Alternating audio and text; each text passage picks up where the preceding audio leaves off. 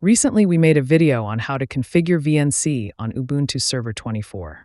This is a follow-up because one important thing we didn't cover in that video is how to enable copy-paste between your local computer and the remote computer via VNC Viewer.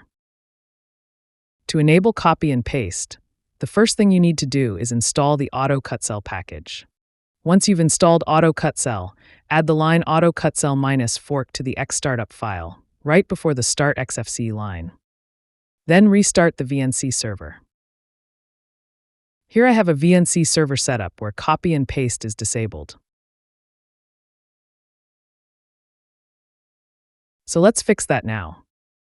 First, install the autocutsel package.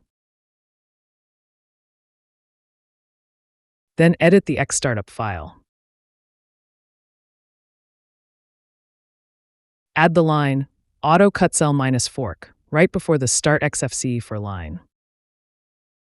After that, restart the VNC server.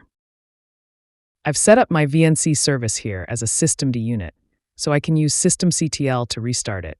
If you're not using a systemd unit, you'll have to manually stop and start VNC server. If you'd like to learn how to create a systemd unit for VNC, be sure to watch our TightVNC installation guide. It makes managing the VNC service much easier. All right, let's see if we can now copy and paste in the VNC Viewer.